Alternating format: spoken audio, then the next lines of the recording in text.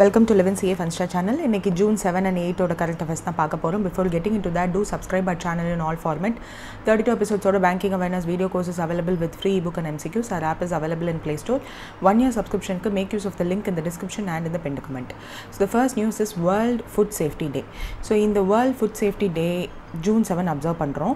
அதனுடைய இந்த வருஷம் தீம் என்ன அப்படின்றது தான் question. So food safety science and action அப்படின்றது தான் இந்த வருஷத்தோட theme. So world's food safety day is observed on June 7 அப்படின்றது நம்மளுக்கு ஞாபகம் இருக்கணும். ஸோ குளோபலாக வேர்ல்ட் ஃபுட் சேஃப்டி டே அப்படின்னு ஒன்று எதுக்காக வச்சுருக்காங்கன்னா, ஃபுட் சேஃப்டி ரிஸ்க் இதெல்லாம் வந்து அவேர்னஸ் கொண்டு வரணும், சயின்டிஃபிக் இனோவேஷன்ஸ்லாம் என்ன கொண்டு வந்திருக்காங்க ஃபுட் ரெகுலேஷனில் அப்படின்றத வந்து மக்கள் கொண்டு போய் சேர்க்கணும் அப்படின்றதுக்காக தான். ஸோ இது வந்து 7th இயர் வந்து இந்த அப்சர்வன்ஸ் நடக்குது, வேர்ல்ட் ஃபுட் சேஃப்டி டே அப்படின்னு சொல்லிட்டு. So world food safety day first வந்து ரோம் இட்டலியில் யுனைடட் நேஷன்ஸோட ஃபுட் அண்ட் அக்ரிகல்ச்சரல் ஆர்கனைசேஷன் இருக்கு இல்லையா, ஸோ அவங்க ஒரு ஜாயிண்ட் ஃபெசிலிட்டேட் பண்ணுறாங்க UNFAOவோட சேர்ந்து. ஜெனீவாவில் இருக்க WHO இவங்க 2 பேரும் சேர்ந்து தான் வந்து இந்த டேவை வந்து அப்சர்வ் பண்ணுறாங்க. ஸோ ஆர்கனைசர்ஸ் அப்படின்னு பார்த்தா ஈவெண்ட்ஸ் ரிலேட்டடாக இவங்க 2 பேரும் தான் இருப்பாங்க. ஸோ 2025ஓட தீம் வந்து நம்மளுக்கு தெரிஞ்சது தான், ஃபுட் சேஃப்டி சயின்ஸ் அண்ட் ஆக்ஷன்னு சொல்லியிருக்காங்களா. இதில் என்ன ஏன் சயின்ஸ் அண்ட் ஆக்ஷன் அப்படின்னு வச்சாங்கன்னா, சயின்டிஃபிக் அப்ரோச் வேணும் கஸ்டமர் ப்ரொடெக்ஷனில். ஏன்னா அவங்களுக்கு வந்து இப்போது ஃபுட் சப்ளை செயினில் ட்ரஸ்ட் இருக்கணும், அந்த ட்ரஸ்ட்டு வந்து பில்ட் பண்ணணும். அதுக்கு சயின்டிஃபிக்காக என்ன மாதிரியான ப்ரொடெக்ஷன் கொடுக்க முடியுமோ அது எல்லாத்தையும் கொடுக்கணும் அப்படின்றதுக்காக தான் இந்த வருஷம் இந்த தீமை கொண்டு வந்திருக்காங்க. ஸோ இந்த டேவை பற்றி பார்க்கும்போது ஃபர்ஸ்ட் 2017 40th செஷன் ஆஃப் FAOவோட செஷன் கான்ஃபரன்ஸ் வந்து நடந்திருக்கு. ஸோ அப்போ வந்து ஒரு ரெசல்யூஷன் பாஸ் பண்ணுறாங்க, தட் வேர்ல்ட் ஃபுட் சேஃப்டி டேன்னு ஒன்று நம்ம ஸ்டார்ட் பண்ணலாம் அப்படின்னு சொல்லிட்டு. ஸோ டிசம்பர் 2017 என்ன பண்ணுறாங்கன்னா, WHO இதுக்கு நாங்கள் சப்போர்ட் பண்ணுறோன்னு சொல்லிட்டாங்க. ஸோ FAOவில் தான் நடந்த செஷன்றதுனால WHO கோஆர்டினேஷன் வேணும், சப்போர்ட் வேணுன்றதுக்காக வெயிட் பண்ணி டிசம்பர் 17 அவங்களும் சொன்னதுக்கப்புறம் ஸோ 20th December 2018 இந்த டேவை வந்து அனௌன்ஸ் பண்ணுறாங்க, that 7th June will be the World Food Safety Day அப்படின்னு சொல்லிட்டு. ஸோ ஃபர்ஸ்ட் டைம் வந்து 2019 அப்சர்வ் பண்ணுறாங்க. ஸோ இந்த வருஷம் வந்து 7th year. So 3rd August 2020 world health அசம்பிளிலையுமே வந்து யூஸ்வலாக ஒரு டே அங்கேயும் வந்து பாஸ் ஆகணும் இல்லையா. ஸோ வேர்ல்டு ஹெல்த் அசம்பிளிலையும் பாஸ் ஆனதுக்கப்புறம் இதை வந்து ரெசல்யூஷன் மாதிரி பாஸ் பண்ணி அனௌன்ஸ் பண்ணியிருக்காங்க. ஸோ ஃபுட் சேஃப்டி ரிலேட்டடாக என்ன மாதிரியான ஃபண்டமெண்டல்ஸ் இருக்குது, சஸ்டெயின்டு லைஃப் நம்மளுக்கு வேணும், குட் ஹெல்த் அப்படின்றத வந்து ப்ரொமோட் பண்ணணும், இது எல்லாத்துக்குமே வந்து food safety is important. Foodborne illness என்னெல்லாம் இருக்குது, அது வந்து இன்விசிபிளாக தான் காஸ் ஆகும். அந்த த்ரெட்ஸ் மூலயமா bacterias, virus, parasites or chemical contaminants கூட ஃபுட்டில் யூஸ் பண்ணுறது, that can pose threat. So global health risk வந்து அது எதுவாக வேணாலும் யூஸ் பண்ணலாம். ஸோ அது எல்லாத்தையும் வந்து அவேர்னஸ் க்ரியேட் பண்ணணுன்றதுக்காக இந்த டே. அது மட்டும் இல்லாமல் FAOவும் WHOவும் சேர்ந்து 2004 international food safety authorities network அப்படின்னு ஒன்று க்ரியேட் பண்ணியிருக்காங்க. It is a global network. So இந்த குளோபல் நெட்வொர்க்கில் என்ன பண்ணுவாங்கன்னா, இன்ஃபர்மேஷன் ரிலேட்டடான with respect to the bacteria, parasite என்ன மாதிரியான விஷயங்கள், ஃபுட் சேஃப்டி இன்சிடென்ட்ஸ் வந்து எந்த கண்ட்ரியில் இருந்தாலும் அதன் மூலயமா ஏதாவது ஃபேட்டல் ஆக்சிடென்ட்ஸ் நடக்குது அப்படின்னா அந்த இன்ஃபர்மேஷனை எல்லாருக்கும் ஷேர் பண்ணிப்பாங்க.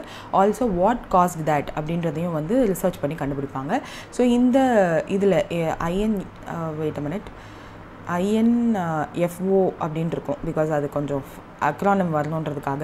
இதில் வந்து இப்போது 189 கண்ட்ரிஸ் வந்து சைன் பண்ணியிருக்காங்க மெம்பர்ஸாக. ஸோ FAOவும் WHOவும் சேர்ந்து இதை ஆர்கனைஸ் பண்ணிகிட்ருக்காங்க. ஸோ ஏன் ஃபுட்டு ரிலேட்டடாக, ஃபுட் சேஃப்டி ரிலேட்டடாக ஒரு டே இருக்கணும், ஏன் இந்த இன்ஃபர்மேஷன் ஷேரிங் அளவுக்கு ஒரு நெட்வொர்க் இருக்கணும் அப்படின்னா, அது ரிலேட்டடான த்ரெட்ஸ் அதிகமாக இருக்குது இப்போது. ஃபார் எக்ஸாம்பிள் 600 million பீப்புள் வந்து ஈச் இயர் டியூ டு இந்த ஃபுட்பார்ன் டிசீசஸ், இந்த பேரசைட்ஸ், வைரஸ், கெமிக்கல் கண்டாமினன்ட்ஸ்னால அவதிப்படுறாங்க. ஸோ தட் மைட் பி ஏதாவது ஒரு சின்ன ப்ராப்ளம்லேருந்து இருக்கலாம், ஆர் டெத் வரையும் கூட போகலாம். So this is approximately 1 in 10 people, that is 10%ன்னு வச்சுக்கோங்களேன். ஸோ அந்தளவுக்கு இருக்கிறப்போ we have to take steps, அதனால தான் எடுக்கிறாங்க. ஸோ அதே மாதிரி 4,20,000 people வந்து ஆனுவலி டை ஆகுறாங்க because of the food contamination. So அதுவுமே வந்து மென்ஷன் பண்ணுறாங்க. அண்ட் சில்ட்ரன் அண்டர் 5 years அந்த டைப்லேயுமே வந்து 40% சில்ட்ரன் வந்து ஃபுட்பார்ன் டிசீசஸ் பேர்டன்னால் அவதிப்படுறாங்க. ஆல்சோ அதில் 1,25,000 சில்ட்ரன் வந்து இறந்தும் போகிறாங்க. ஸோ மோர் தென் 200 டிசீசஸ் வந்து டயரியாவில் ஆரம்பித்து, சிம்பிள் டயரியாவில் ஆரம்பித்து கேன்சர் வரையும் கூட லீட் ஆகுது because of the unsafe food. So அதனால தான் they are taking these kind of steps. அதுக்கப்புறம் இதெல்லாமே வந்து இயர்லின்னு பார்த்துட்டாங்களா. ஸோ இது எல்லாத்தையும் பிரேக் டவுன் பண்ணுறாங்க. கிட்டத்தட்ட 1,60,000 பீப்புள் வந்து எவ்ரிடே சிக் ஆகிறாங்க because of the unsafe food. So இது எல்லாத்தையும் பேர்டன் எல்லாம் ரெடியூஸ் பண்ணணும். பிகாஸ் அது வந்து எக்கனாமிக்கும் பேர்டன் தானே. ஃபுட்பார்ன் டிசீசஸ்னால லாஸ்ட் ஆஃப் ப்ரொடக்டிவிட்டி இருக்குது. ஸோ உடம்பு முடியாமல் போச்சுன்னா ஒர்க் பண்ண முடியாது. ஸோ எக்கனாமி க்ரோ ஆகுது, மெடிக்கல் எக்ஸ்பென்சஸ் அதிகமாகும். இது எல்லாத்தையும் கனெக்ட் பண்ணி தான் அந்த எக்கனாமிக் பேர்டனையும் கம்மி பண்ணணுன்றதுக்காக தான் இது அவங்க இந்த மாதிரியான ஸ்டெப்ஸ் எல்லாம் எடுக்கிறாங்க. 110 பில்லியன் வந்து ஆனுவலி இந்த மாதிரி லோ அண்ட் மிடில் இன்கம் கண்ட்ரீஸில் ஃபுட்பார்ன் டிசீசஸ்னால வர மெடிக்கல் எக்ஸ்பென்சஸ்க்கு செலவு பண்ணுறாங்க மக்கள் அப்படின்றதையும் கண்டுபிடிச்சிருக்காங்க. Which is low and middle income கண்ட்ரீஸில் people who lose their productivity and medical எக்ஸ்பென்சஸ்க்காக 110 பில்லியன் அது எல்லாத்தையும் சேர்த்து சொல்கிறாங்க. ஸோ இந்தியாவில் என்ன மாதிரியான ரெகுலேஷன்ஸ் இருக்குது அப்படின்றதையும் வந்து கொடுத்துருக்காங்க. ஸோ அப்படி பார்க்கும்போது food safety and standards act அப்படின்னு சொல்லி 2006 இந்தியாவில் இருக்குது. ஸோ இதில் லீகல் ஃபவுண்டேஷன் கொடுக்குறாங்க ஃபுட் சேஃப்டிக்கு என்ன மாதிரியான பேசிக் விஷயங்கள் இருக்கணும் அப்படின்றது. ஸோ அந்த ஆக்ட் மூலயமா பிஸ்னஸஸ் என்ன மாதிரியான லைசன்ஸ் வாங்கணும், அவங்க என்ன இன்ஸ்பெக்ஷன்ஸ்லாம் அவங்களுக்கு அப்பப்போ டைம் டு டைம் அண்டர்கோ பண்ணணும், ஹைஜீன் ரெகுலேஷன்ஸ்லாம் என்னென்னு எல்லாத்தையும் தெளிவாக இந்த ஆக்டில் வந்து இருக்கும். Food safety and standard authority of India which is FSSAI. So இது வந்து நியூ டெல்லியில் இருக்குது. இவங்க வந்து ஈட் ரைட் இந்தியா அப்படின்னு ஒரு கேம்பெயினும் ரன் பண்ணுறாங்க. அப்பப்போ ரயில்வே ஸ்டேஷன்லேயுமே வந்து ஈட் ரைட் ஸ்டேஷன் எது அப்படின்னு சூஸ் பண்ணி கூட அவங்க சொல்லுவாங்க. ஸோ அது இயர் டு இயர் மாறிட்டே இருக்கும். அதே மாதிரி ஸ்வச் பாரத் மிஷனோட இதை வந்து கம்பைன் பண்ணுவாங்க. பிகாஸ் ஸ்வச் பாரத்தே வந்து ஹைஜீன் அதை தானே ப்ரமோட் பண்ணுது. ஸோ இதையும் மிங்கிள் பண்ணிவிட்டு hygiene, healthy eating and food safety ரிலேட்டடாக கேம்பெயின்ஸ்லாம் ரன் பண்ணுவாங்க ஈட் ரைட் இந்தியாவில். 2025 ஸ்பெசிஃபிக்காக என்ன ஈவெண்ட் வச்சுருந்தாங்க அப்படின்னா FSSAI வந்து ஒரு ஆர்கனைஸ் பண்ணாங்க ஈவெண்ட் NIMHANS அப்படின்னு சொல்லிட்டு, which is national institute of mental health and neuro science, Bengaluru, கர்நாடகாவில் ஒரு ஈவெண்ட். இதில் என்ன இந்த ஃபோக்கஸ் பண்ணாங்க அப்படின்னா stop obesity by eating safe and healthy அப்படின்னு சொல்லி. So prime minister Narendra Modi அவரோட கால் வந்து obesity and non communicable diseases வந்து அதிகமாக இருக்குது இந்தியாவில் அப்படின்றது அலார்மிங். நிறைய ரீசெண்ட் டைமில் நிறைய ரிசர்ச் பேப்பர்ஸ்லாம் வரதுனால, ஸோ அவர் நம்ம பிரைம் மினிஸ்டரும் நிறைய இடத்துல சொல்லியிருந்ததுனால stop obesity by eating safe and healthy அப்படின்ற ஒரு இனிஷியேட்டிவ் ஸ்டார்ட் பண்ணி ரன் பண்ணாங்க எங்கள் நிமாஸில் அண்ட் FSSAயும் சேர்ந்து. இந்த ஈவெண்ட்டில் தான் நிறைய நேஷ்னல் அவேர்னஸ் இனிஷியேட்டிவ்ஸ்லாம் பண்ணாங்க. ஈட் ரைட் ஆக்டிவிட்டி புக்கெல்லாம் வந்து ரிலீஸ் பண்ணாங்க. இந்த புக்கு வந்து your guide to eat right at school அப்படின்னு சொல்லிட்டு ஸ்கூல் லெவல்லையே வந்து குழந்தைங்களுக்கு அந்த ஹைஜீன் ரிலேட்டடான விஷயங்கள், எந்த ஃபுட் ஹெல்தி அதெல்லாம் டீச் பண்ணணுன்றதுக்காக இந்த புக்கும் வந்து லான்ச் பண்ணாங்க. ஸோ இதுதான் வந்து இந்தியாவில் இந்த டேக்கான கான்ட்ரிபியூஷன். ஸோ ஃபார் இந்த டே பற்றி எல்லாமே பார்த்துட்டோன்னு நினைக்கிறேன். அண்ட் இந்த டே வந்து சஸ்டைனபிள் டெவலப்மெண்ட் கோல் நம்பர் 2, 3, 12 இது எல்லாத்தையுமே வந்து சப்போர்ட் பண்ணுறதா இருக்கும். So that's it. Next world brain tumour day. So இந்த டே என்னைக்கு அப்சர்வ் பண்ணுறாங்க அப்படின்னு கேட்டிருக்காங்க. Which is on June 8. World brain tumour day is observed on June 8. So எதுக்காக பிரெயின் டியூமர் டே? ஆப்வியஸாக பிரெயின் டியூமர் பேஷண்ட்ஸை சப்போர்ட் பண்ணணும். அவங்களுக்கு வந்து கேர் கிவர்ஸ் இருப்பாங்களே அவங்களுக்கும் சப்போர்ட் கொடுக்கணும். அண்ட் இது ரிலேட்டடான ரிசர்ச் ஒர்க்கில் இருக்கிற நியூரோ ஆன்காலஜி ரிலேட்டடான ரிசர்ச்சில் இருக்க ரிசர்ச் பீப்புளுக்கும் வந்து ஒரு என்கரேஜ்மெண்ட் மாதிரி இருக்கணும் அப்படின்னு சொல்லிட்டு. So brain tumour impacts individual and family. ஏன்னா அந்த ஏர்லி டிடெக்ட் பண்ணால் கண்டிப்பாக ட்ரீட்மெண்ட் பண்ணி சரி பண்ணிட முடியும். But if not, that is a danger thing. So இந்த வருஷம் தீம்னு பார்க்கும்போது brain health for all ages அப்படின்றது தான் இந்த வருஷத்தோட theme. So brain health for all ages அப்படின்றது தான் இந்த வருஷம் தீமாக கொண்டு வந்திருக்காங்க. சிம்பிள் என்னவாக இருக்குது அப்படின்னா grey ribbon. So grey ribbon தான் வந்து பிரெயின் டியூமர் டே அன்னைக்கு பேட்ச் மாதிரி அஃபிஷியல் சிம்பிளாக வச்சுட்டு அதை தான் வந்து எல்லோரும் வச்சுப்பாங்க. அண்ட் பிரெயின் டியூமருக்கு மட்டும் இல்லாமல் பிரெயின் ரிலேட்டடான கேன்சரும் இருக்குது. ஸோ அந்த கேன்சருக்குமே இதே கிரே ரிப்பன் தான் வந்து வச்சுப்பாங்க. ஸோ வேர்ல்ட் பிரெயின் டியூமர் டேவோட பிளாட்ஃபார்ம்லாம் இருக்குது. ஸோ பப்ளிக் எஜுகேஷன்லாம் கொடுப்பாங்க பிரெயின் டியூமர் ரிலேட்டடாக. ரிசர்ச் இதுக்கு ரிலேட்டடான ரிசர்ச்சுக்கு ஃபண்ட் ரைசிங்கும் வந்து இந்த டே அன்றைக்கி பண்ணுவாங்க. பெட்டர் ஆக்சஸ் ட்ரீட்மெண்ட்டுக்கு ரீஹேப் சர்வீசஸ்லாம் பெட்டராக கிடைக்கணுன்றதுக்காக நிறைய ஹெல்ப்ஸும் பண்ணுவாங்க. இந்த டே அன்னைக்கு பிரெயின் டியூமர்ஸ் ரிலேட்டடான டைவர்சிஃபைட் நேம்ஸ் இருக்கும். ஸோ அது எல்லாத்தையும் ஏர்லி இன்டர்வென்ஷனில் கண்டுபிடிச்சா பேஷண்ட் வந்து இம்ப்ரூவ் ஆவாங்கன்ற அவேர்னஸ் மக்களுக்கு கொண்டு போய் சேர்க்கணும்னு நினைப்பாங்க. ஃபர்ஸ்ட் வந்து இந்த டேவை 2000 அப்சர்வ் பண்ண ஆரம்பித்தாங்க. அவரோட நேம் இங்கே இருக்கான்னு தெரியல. It is here. 2000 ஒரு ஜெர்மன் பிரெயின் டியூமர் அசோசியேஷனில் டச் அப்படின்னு அவரோட பேர் இருக்குது டிவி. ஸோ அங்கே வந்து ஃபர்ஸ்ட்டாக அப்சர்வ் பண்ணாங்க வேர்ல்டு பிரெயின் டியூமர் டே அப்படின்னு சொல்லிட்டு. ஸோ 2000 அவங்க தான். It is a non profit organisation. World brain tumour டேவை ஆர்கனைஸ் பண்ணது அவங்க தான். அதுக்கப்புறம் ஸ்லோலி ஜூன் 8 அப்படின்னு சொல்லி குளோபலாக ரெகக்னைஸ் பண்ண ஸ்டார்ட் பண்ணாங்க. So they first documented a diagnosis of brain tumour made by Martin Lewis. இவர் வந்து எங்கே இருக்காருன்னா யூனிவர்சிட்டி காலேஜ் லண்டன் யூகேயில் இருக்கார்.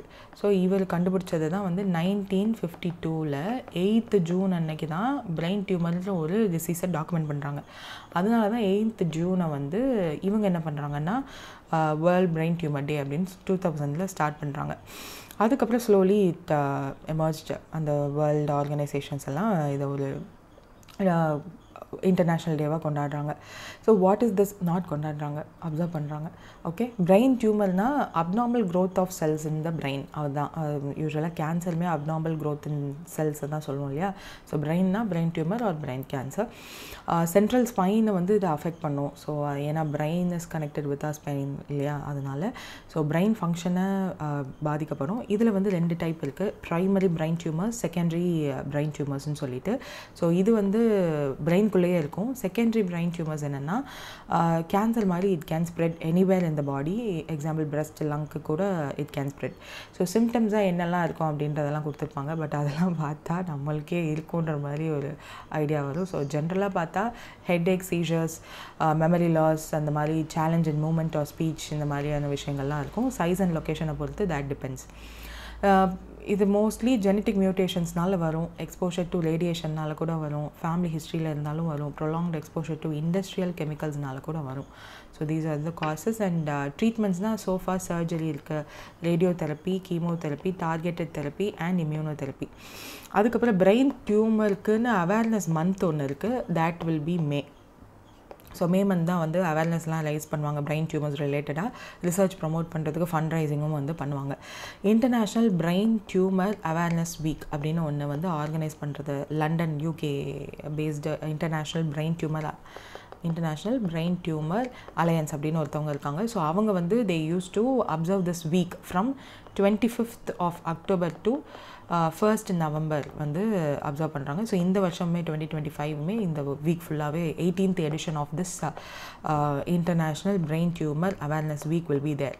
ஸோ இப்போவே வந்து அதையும் படித்து வச்சுக்கோங்க. ஸோ தட் பேக் டேட்டடாக உங்களுக்கு கொஸ்டின்ஸ் வரலாம். Most medical organisation in world wide வந்து WHO சிஸ்டமை தான் வந்து யூஸ் பண்ணுவாங்க ஃபார் பிரெயின் டியூமர்ஸ். எப்படி கிளாஸிஃபை பண்ணுறது அப்படின்னு சொல்லிட்டு அந்த டியூமர் 2 பிரிக்கிறாங்க இல்லையா. ஸோ அது நான் மெலிக்னன்ட் அண்ட் மெலிக்னன்ட்னு சொல்லிட்டு பிரிப்பாங்க. சம் டியூமர்ஸ் வந்து grade 1 to grade 4 இருக்குமா, அந்த ரிலேட்டடாக வேணாம். WHO வந்து May 2021 5th edition of classification of nervous system tumours அப்படின்னு ஒன்று வந்து ரிலீஸ் பண்ணுறாங்க. அதில் பிரெயின் அண்ட் ஸ்பைனல் டியூமர்ஸையும் வந்து லிஸ்ட் பண்ணி சொல்கிறாங்க. So tumours in both brain and spinal கார்டை வந்து CNS அப்படின்னு சொல்லி லிஸ்ட் பண்ணி சொல்கிறாங்க. ஸோ தட் இந்த லிஸ்டிங் மூலயமா தே கேன் நோ ஓகே இதுவும் வந்து ரொம்ப டெட்லியான டிசீஸ் அப்படின்னு சொல்லிட்டு. WHO எஸ்டிமேட் படி பார்க்கும்போது CNS கேன்சர்ஸ் மூலயமா கிட்டத்தட்ட 3 lakh நியூ கேசஸ் வந்து ரெக்கார்ட் பண்ணுறாங்க எவ்ரி இயர். 2,51,000 டெத்ஸ் வந்து ஈச் இயர் இருக்குது அப்படின்றத சொல்கிறாங்க. ஆஸ் பர் த எஸ்டிமேட் லயான் அப்படின்னு ஃப்ரான்ஸில் இருக்குது. ஸோ அவங்க வந்து குளோபல் கேன்சர் அப்சர்வன்ஸ்னு ஒன்று பண்ணுறாங்க. இதில் 19.3 மில்லியன் நியூ கேன்சர் கேசஸ் வந்து குளோபலி ரெக்கார்ட் ஆகிருக்கு. இது 2020 டேட்டா தான், new data is not available. அந்த மாதிரி அவங்க ரெக்கார்ட் பண்ணும்போது இந்தியாவோட ரேங்கிங் வந்து சொல்லியிருந்தாங்க. ஸோ அப்படி பார்க்கும்போது சைனா தான் ஃபர்ஸ்ட் இருந்திருக்கு, USA செகண்ட் இருந்திருக்கு, இந்தியா தேர்ட் ரேங்க்கில் இருந்திருக்கு. ஸோ இந்தியாவிலையுமே brain tumour is very common. நிறைய பேர் அதனால் அஃபெக்ட் ஆகி இறந்துருக்காங்கன்றது 2020 தெரிஞ்சிருக்கு. GCO இந்த மொத்தமாக ஹோல் வேர்ல்டில் 2040 இந்த கேன்சர் கேசஸ் இன்க்ரீஸ் ஆகும் அப்படின்னு அந்த ப்ரொஜெக்ஷன்லாம் கொடுத்துட்டு இந்தியாவிலையுமே கொடுத்துருக்காங்க. தட் இது வந்து 2.08 மில்லியன் பீப்புளை வந்து அஃபெக்ட் பண்ணலாம். And this can increase up to 57.5% from 2020 data அப்படின்னு சொல்லியிருக்காங்க. ஸோ அப்போவே நம்ம தேர்ட் பொசிஷன், இன்னும் அதிகமாகும்னு சொல்லியிருக்காங்க. பிரெயின் டியூமரோட அக்கௌண்ட் வந்து கேன்சர் கேசஸ் ஃபுல்லாக இருக்கு இல்லையா ஹோல் வேர்ல்டில், அதில் பிரெயின் டியூமர் மட்டும் எவ்வளோன்னு பார்த்தா 2%. ஸோ அந்தளவுக்கு it is significant. In India கிட்டத்தட்ட 28,000 to 30,000 new brain tumour cases வந்து வருஷம் ரிப்போர்ட் பண்ணுறாங்க. இந்த இன்சிடென்ட்ஸ் வந்து 8 to 10% per 1 lakh பீப்புள்னு அர்த்தம். So 8 to 10 people plus per 1 lakh பீப்புளில் பிரெயின் டியூமர் ரிலேட்டடான டிசீஸ்னால அஃபெக்ட் ஆகிருக்காங்க இன் இந்தியா அப்படின்னு தெரியுது. அதனால தான் நிறையா அவேர்னஸ் கேம்பெயின்ஸ்லாம் அனௌன்ஸ் பண்ணுறாங்க. நாட் yet அனௌன்ஸ் கிடையாது. நம்ம என்ன சொன்னோம், brain health for all ages. So அதுதான் வந்து இதோட தீம். நெக்ஸ்ட் வந்து what is the theme of world ocean day 2025 which is observed on June 8ன்னு கேட்குறாங்க. which is wonder sustained what sustains us அப்படின்றது தான் இந்த வருஷத்தோட theme. So what is world ocean day? So நம்மளுக்கு தெரிஞ்சது தான் ஓஷன், அதை எப்படி பாதுகாக்கணும், பிகாஸ் அதில் நிறைய பொல்யூஷன்ஸ் இருக்குது. ஹியூமனோட இம்பேக்ட் தான் ஓஷனை அதிகமாக பொல்யூட் பண்ணுது அப்படின்றது தெரியும். ஸோ அதனால் ஓஷனை எந்த அளவுக்கு பாதுகாக்கணும், அதுக்குன்னு ஒரு குளோபல் கன்சர்வேஷன் மூவ்மெண்ட் இருக்கணுன்றதுக்காக ஸ்டார்ட் பண்ணுறது. ஏர்த்தை வந்து ஏர்த்தில் ஓஷனோட ரோல் என்ன அப்படின்னா லங்ஸ் மாதிரி அப்படின்னு ஒரு significance இருக்குது. Because it is a vital source of food and medicine for the key components of biosphere. அந்த பயோஸ்பியர் ஒழுங்காக இருந்தால் தான் நம்ம ஏர்த்தே இருக்கும். ஸோ நம்மக்கிட்ட இருக்கிற major plus points other than மற்ற பிளானட்ஸில் இல்லாத நம்மளுக்கு இருக்குதுன்னா that is the thing. So அதை நம்ம எப்படி பாதுகாக்கணுமோ அந்த மாதிரி பண்ணணும். There should be no pollutants. And ocean day அன்னைக்கு யார் ஹோஸ்ட் பண்ணுவா இந்த ஈவெண்ட்ஸ் எல்லாம் அப்படின்னா ஒரு division for ocean affairs and law of sea அப்படின்னு சொல்லி ஒருத்தவங்க இருப்பாங்க, which is under the legal affairs of UN. So they will host events. Oceanic global அப்படின்னு சொல்லி ஈவெண்ட் எல்லாம் ஒரு நான் ப்ராஃபிட் ஆர்கனைசேஷனோடு சேர்ந்து தே வில் ஆர்கனைஸ். இந்த வருஷத்தோட தீம் வந்து world wonder sustaining with what sustain us அப்படின்னு சொல்லிட்டு ஓஷனோட பியூட்டி, அதனுடைய மிஸ்ட்ரி. ஏன்னா இன்னும் ஓஷனை எந்த கண்ட்ரியும் ஃபுல்லாக எக்ஸ்ப்ளோர் பண்ணி முடிக்கல. நம்மக்கிட்டேயுமே வந்து மத்ஸ்யா 6000 அப்படின்னு ஒன்று ஓஷனை எக்ஸ்ப்ளோர் பண்ணணுன்றதுக்காகவே நம்ம வச்சுருக்கோம். இன்னும் நிறையா கண்ட்ரி ஓஷனை எக்ஸ்ப்ளோர் பண்ணணுன்றதுக்காக மெயின் ரீசன் என்னென்னா அதுலேருந்து இன்னும் ரிசோர்ஸஸ் என்ன எடுக்கலாம் அப்படின்னு யோசிக்கிறாங்க. But there is a environmental side too. First time Canada தான் 1992 8th June வந்து ப்ரப்போஸ் பண்ணுறாங்க வேர்ல்டு ஓஷன் டேவாக இருக்கட்டும் அப்படின்னு சொல்லிட்டு. எர்த் சமிட் நடந்தது இல்லையா? So this 1992 earth submit is a very important thing. So அதுதான் எப்போவுமே ஞாபகம் வச்சுக்கோங்க. ரியோவில் நடந்துச்சு, ரியோ டி ஜெனீரோ பிரேசிலில் United Nations conference on environment development அது ரிலேட்டடாக கான்ஃபரன்ஸ் நடந்துச்சு. அந்த கான்ஃபரன்ஸை தான் எர்த் சமிட்னு சொல்லுவோம் ஷார்ட் ஃபார்மில். ஸோ அப்போ தான் கனடா வந்து சொல்கிறாங்க தட் ஓஷன் டேன்னு ஒன்று இருக்கட்டும் அப்படின்னு சொல்லிட்டு. தென் 5th December 2008 ஸோ அப்போ என்ன பண்ணுறாங்கன்னா யுனைடெட் நேஷன்ஸ் ஜென்ரல் அசம்பிளியில் பாஸ் பண்ணுறாங்க தட் ஓகே 8th June வந்து ஓஷன் டேவாக இருக்கட்டும் அப்படின்னு சொல்லிட்டு. 2009 we are observing this day. So there is an intergovernment oceanic commission அப்படின்னு சொல்லிட்டு யுனைடெட் நேஷன்ஸ் எஜுகேஷன் யுனெஸ்கோ இருக்காங்க இல்லையா? ஸோ அவங்க வந்து ஸ்பான்சர் பண்ணி வேர்ல்ட் ஓஷன் நெட்வொர்க் அப்படின்னு சொல்லிட்டு ஓஷன் அவேர்னஸ் ரிலேட்டடாக ஈவெண்ட்ஸ் எல்லாம் 2002 கண்டக்ட் பண்ணிட்டு வராங்க. ஸோ அதோட சேர்த்து இதுவும் they are going to do. Ocean என்ன பண்ணுது அப்படின்னா ஆக்சிஜன் அண்ட் லைஃப் சப்போர்ட் கொடுக்குது ஏர்த்தில் இருக்க எல்லாத்துக்குமே. எல்லா லிவிங் பீயிங்ஸ்க்குமே. So ocean covers the 70% of our earth. அதனால தான் we are having this day as a பர்டிகுலராக ஸ்பெசிஃபிக்காக இருக்கட்டும் அப்படின்னு சொல்லிட்டு. அண்ட் 50% ஆஃப் த எர்த்தோட ஆக்சிஜனே வந்து இந்த earthோட oxygen is produced from ocean, and roughly 30% of the human generated carbon dioxide ocean தான் அப்சர்வ் பண்ணிக்குது. ஸோ அந்த அளவுக்கு it has a significance. and protein source over 1 billion peopleக்கு ஓஷன்லேருந்து தான் கிடைக்குது. மெரைன் ஸ்பீஷியஸ்லேருந்து சப்போர்ட், ஏன்னா ஃபிஷரிஸ்லேருந்து ஃபிஷ்ஷுமே நம்ம நிறையா எடுத்துப்போம் இல்லையா, அதுலேருந்து ப்ரோட்டீன் இருக்கு இல்லையா. So that is the thing. By 2030 40 million jobs வந்து ஓஷன் பேஸ்ட் இண்டஸ்ட்ரியிலேருந்து கிடைக்கும் அப்படின்னு எக்ஸ்பெக்ட் பண்ணுறாங்க. ஸோ அந்தளவுக்கு ஓஷன் இஸ் இம்பார்ட்டண்ட். என்விரான்மெண்டல் ரெகுலேஷனும் அப்போ அதுக்கு வேணும். என்னெல்லாம் வேணும்? Climate, weather and water resource, இது எல்லாத்தினாலையும் ஓஷன் அஃபெக்ட் ஆகுது. பொல்யூஷன் தான் மெயின் எதிரி. அண்ட் அசிடிஃபிகேஷனும் ஆகுது இப்போது கொஞ்சம் கொஞ்சமாக. ஓவர் ஃபிஷ்ஷிங்கும் இப்போ நடக்குது. இது எல்லாத்தையும் கம்மி பண்ணணும். ஸோ ஓவர் ஃபிஷ்ஷிங்னால ஹேபிட்டட் லாஸ் நடக்குது. பொல்யூஷன் அண்ட் அசிடிஃபிகேஷன்னாலேயும் ஹேபிட்டட் லாஸ் ஆகுது. ஃபிஷரிஸ் வந்து டிக்ளைன் ஆகுது. ரீஃப் எல்லாம் டிக்ரேட் ஆகுது. ஸோ இதெல்லாத்தையும் கண்ட்ரோல் பண்ணணும் அப்படின்னு சொல்கிறாங்க. ஐஓசி விச் இஸ் நான் இப்போ ஏற்கனவே சொன்னேன்ல, இங்கே இருக்குல்ல, நாட் திஸ் IOC இருக்காங்க இல்லையா, it is a only UN body, ocean observance ரிலேட்டடாக இருக்கிற யூஎன் பாடி. இவங்க என்னெல்லாம் பண்ணுவாங்கன்னா ரிசர்ச் பண்ணுவாங்க, சர்வீசஸ் பண்ணுவாங்க மெம்பர் ஸ்டேட்ஸுக்கு. யுனைடட் அதே மாதிரி they will take care of ocean related things. யூஎன்னோட decade of ocean science for sustainable development அப்படின்னு ஒரு டீகேடை வந்து அனௌன்ஸ் பண்ணியிருக்காங்க, which is from 2021 to 2030. So இப்போ இந்த டீகேட் ஃபுல்லாக ஓஷன் ரிலேட்டடாக இந்த ஐஓசி யுனெஸ்கோவோட சேர்ந்து they will take more steps. அவங்களோட மெம்பர் ஸ்டேட்ஸ் எல்லாத்துக்குமே வந்து மெம்பர் கண்ட்ரீஸ் எல்லாருக்குமே வந்து என்னெல்லாம் ஹெல்ப் தேவையோ they will do. So 2021 to 2030 important. குளோபலாக யூஎன் ஹோஸ்ட் பண்ணுற செலிப்ரேஷன் தான் ஓஷனிக் குளோபல். தென் ஓஷனிக் ப்ராஜெக்ட்ஸுமே இருக்குது. 2002 they are doing some ocean day அன்னைக்கு ஏதாவது கன்சர்வேஷன் எஃபர்ட்லாம் பண்ணுறாங்க. ப்ராஜெக்ட் லைக் ஏதாவது ஒரு beach or sea related or ocean related cleaning எல்லாம் நடக்கும். ஸோ இதுக்கப்புறம் மல்டி இயர் ஆக்ஷன் தீம் அப்படின்னு ஒன்று லான்ச் பண்ணுறாங்க. இது வந்து 2024 to 2030 வரையும். இது என்ன அப்படின்னா, இந்த தீம் என்ன ஃபஸ்ட் அப்படின்னா, catalysing action for our ocean and climate. So இது என்ன சொல்கிறாங்கன்னா, கலெக்டிவ் ஸ்ட்ராட்டஜி கொண்டு வரணும். 2024 எடிஷன்லேருந்து 2025 வரையும் இது கண்டினியூ ஆகும்.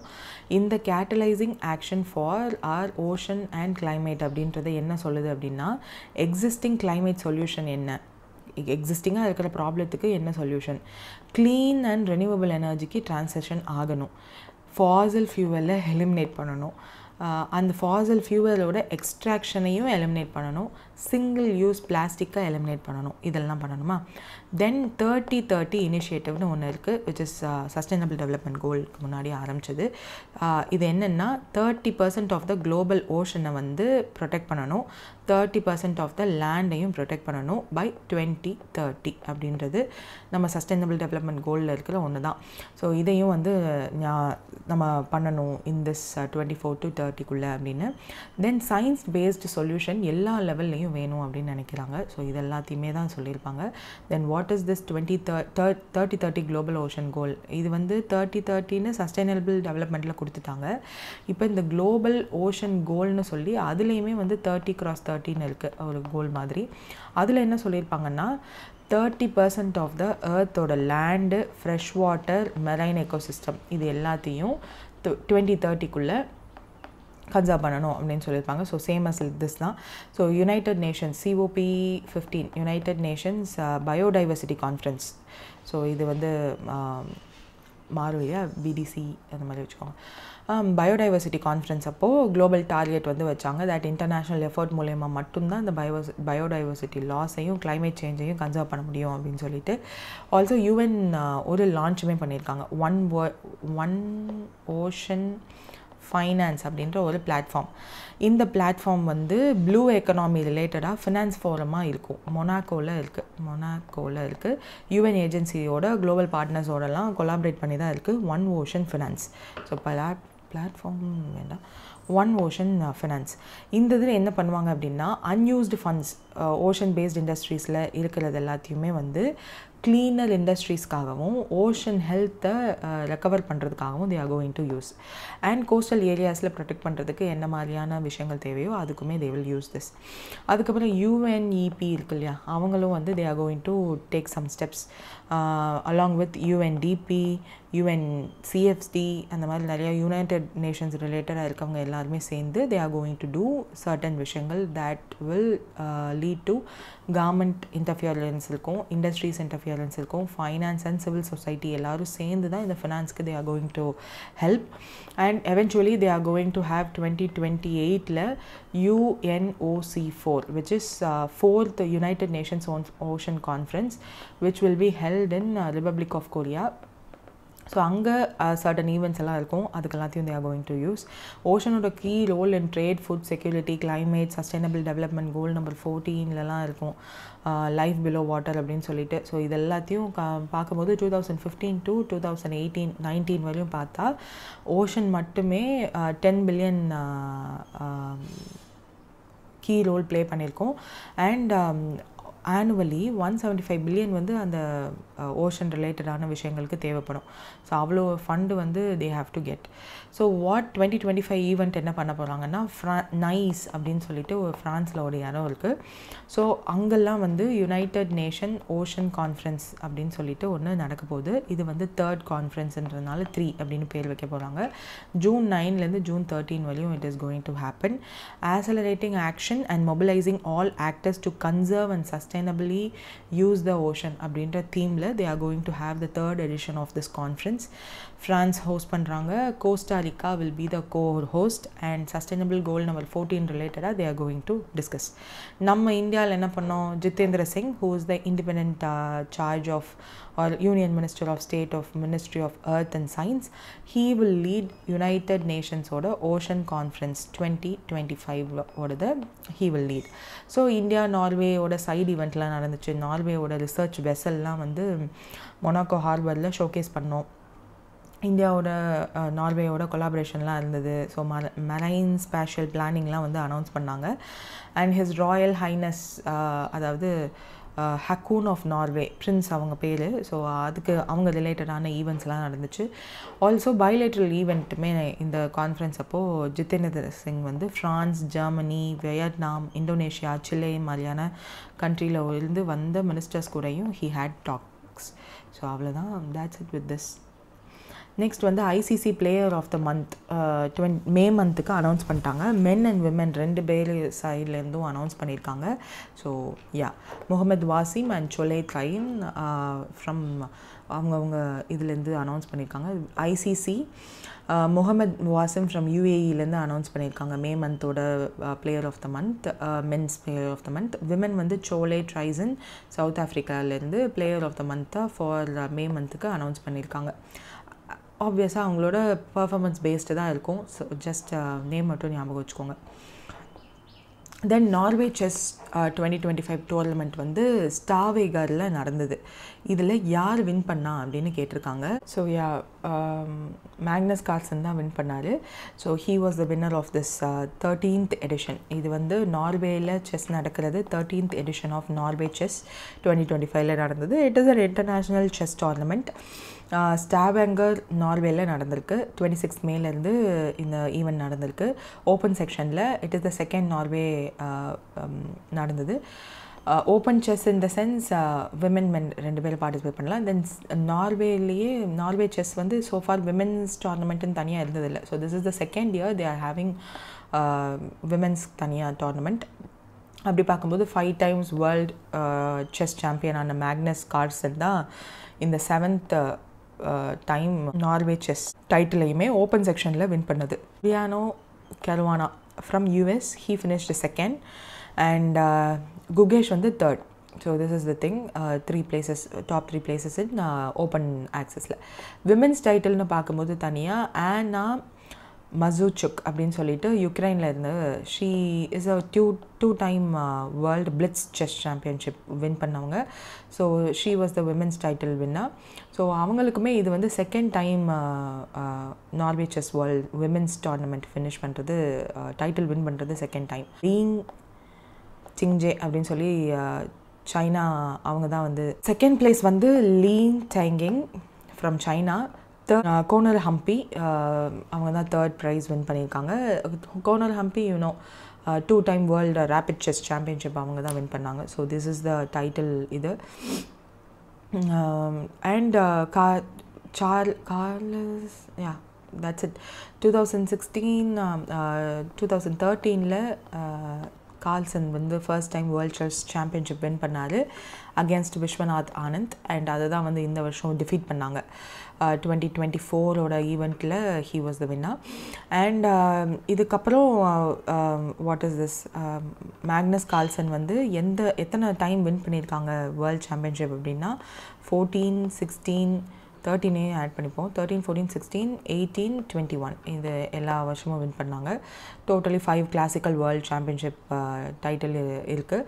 ஹையஸ்ட் எல்லோ ரேட்டிங்கும் கார்ல்சன் கிட்ட தான் இருக்குது. பீக் ஃபிடே ரேட்டிங் வந்து 2882 அப்படின்னு இருக்குது, ஹையஸ்ட் எவர் ரெக்கார்ட். அண்ட் ஆனா முசக்சக் யுக்ரைன்லேருந்து வந்திருக்காங்க இல்லையா. So she is the women's title winner. Top female grandmaster இந்த வேர்ல்டுனால் அது சோஃபார் அவங்க தான். அவங்களோட exceptional skills and rapid and blitz ரெண்டுலேயுமே she is well known. And top international chess பிளேயரில் இவங்களும் ஒருத்தவங்க. ஸோ யா இவங்களோட அச்சீவ்மெண்ட்ஸ்ன்னு பார்க்கும்போது 2014, 16 பிளிட்ஸில் சாம்பியன்ஷிப், 16 அகெயின் ரேபிட் செஸ்லேயும் championship, women's world chess championship 2017 silver medal இவங்களோட தான். So this is the history about her. That's it. Next வந்து கிங் சார்லஸ் III அவரோட 2025 பர்த்டே அப்போது he use to honour someone. So இப்போ வந்து ஒரு famous ஃபுட்பாலரை he is going to give the knighted award, அதாவது சர் அவார்டு கொடுப்பாங்கன்னு நினைக்கிறேன். ஸோ அந்த அவார்டு யாருக்கு கொடுக்க போகிறாங்க அப்படின்னா டேவிட் பெக்கம்க்கு கொடுக்கறதுக்கு சான்ஸ் இருக்குன்ற லீக்கேஜ் இருக்குது, மீடியா ரிப்போர்ட் அதுதான் சொல்கிறாங்க. So he is an England soccer captain, former England soccer captain and ambassador for united நேஷனோட சில்ட்ரன்ஸ் ஃபண்ட். ஸோ அவருக்கு தான் இந்த அவார்ட் கொடுக்க போகிறாங்க அப்படின்னு சொல்கிறாங்க. தென் இதுக்கப்புறம் what are all the specifications, ஏன் இவர் கொடுக்கணும் அப்படின்ற ஒரு ஸ்பெசிஃபிகேஷன்ஸ் பார்க்கும்போது சர் டேவிட் அப்படின்னு கூப்பிட போகிறாங்க இனிமேல். Knighthood will make Beckham as sir David அப்படின்னு சொல்லுவாங்களாம், பெக்கிங்ஹாம் அப்படின்னு. பிகாஸ் அந்த அவார்டு அதுதான். Since 1999 this award has been giving கொடுக்குறாங்க. இவங்களோட ஒய்ஃப் பேரும் வந்து லேடி பெக்கிங்ஹாம்னு மாறிடும் போல். So 2003 he was awarded the Order of British Empire which is OBE. அந்த அவார்டே ஆல்ரெடி வாங்கியிருக்காராம் ஃபார் சர்வீஸ் டு சாக்கருக்காக. தென் விக்டோரியா பெக்கிங்ஹாம் அப்படின்னு இவங்களோட ஒய்ஃப், பெக்கிங்ஹாமோட ஒய்ஃப். ஸோ அவங்களுமே வந்து சர்வீஸ் ஆஃப் ஃபேஷன் இண்டஸ்ட்ரிக்கு பண்ணுறதுனால நியூ இயர் ஹானர் லிஸ்ட்டில் அதுக்கப்புறம் பேர்லாம் வந்து இருந்துச்சான். ஸோ நிறைய award twice a year he got many award, mostly made up of recommendations of the government. So இப்போ வந்து இன்னும் கொடுக்கல. 50th பர்த்டே ப்ரெசண்ட்டாக பெக்கிங்ஹாம் அவார்டை இவர் கொடுக்கலாம் அப்படின்ற மாதிரி சொல்கிறாங்க. ஸோ லெட் அஸ் see அப்போ பார்க்கலாம். சர் அந்த நைட்ஹுட்ன்றது என்னென்னா பிரிட்டிஷ் ஹானர் பண்ணுறது, மொனார்க்கால கொடுப்பாங்க அந்த அவார்ட். சர்ன்ற டைட்டில் வந்து ஃபார் மென் அண்ட் டேம்ன்ற டைட்டில் வந்து விமனுக்கு கொடுப்பாங்க as a part of UK honour system. இது வந்து exceptional contribution to the society பண்ணுறவங்களுக்கு மட்டும்தான் இது கொடுப்பாங்க. இப்போ இந்த OBE ஆல்ரெடி இவர் வாங்கியிருக்காரு 2003 சொல்கிறாங்க இல்லையா. It is also an honour award. Services to ஃபுட்பாலுக்காக கொடுத்துருந்துருக்காங்க. Knighthood and UK honours hierarchy அதுக்கு ரிலேட்டடாக தான் இதுவும் வரும். So these are the things. யூனிசெஃப்பில் குட்வில் அம்பாசடராகவும் he is there with respect to the children's side. So yeah that's it. Next வந்து யா இது எல்லாருக்கும் தெரிஞ்சது தான். இது வரையும் டிராஃப்ட் சர்க்குலர் தான் இருந்துச்சு. இப்போ மாஸ்டர் சர்க்குலரே ரிலீஸ் ஆகிடுச்சு. That is loan to value. இப்போ எப்படி ஃபைனலாக டிராஃப்டில் என்ன சொல்லியிருந்தாங்கன்னா 75. இப்போ எப்படி செட் பண்ணியிருக்காங்கன்னா ப்ரைஸுக்கு ஏற்ற மாதிரியே செட் பண்ணியிருக்காங்க. ஏன்னா நம்ம ஃபினான்ஸ் மினிஸ்ட்ரி கிட்டேருந்தும் ரெக்கமெண்டேஷன் வந்துச்சு. அண்ட் மெனி ஸ்டேட் கவர்மெண்ட்டோட சிஎம்ஸுமே வந்து லெட்டர்ஸ்லாம் போட்டிருந்தாங்க. நிறைய பப்ளிக் கிட்டேருந்துமே வந்து கிரிட்டிசிசம் வந்துச்சு. நிறைய பேர் ஏன்னா ஓப்பன் டு ஃபீட்பேக்குன்னு தான் டிராஃப்ட் ரிலீஸ் பண்ணும்போதே ஆர்பிஐ வெப்சைட்டில் இருந்துச்சு. ஸோ நம்மளும் வந்து ஃபீட்பேக் கொடுக்கலாம்.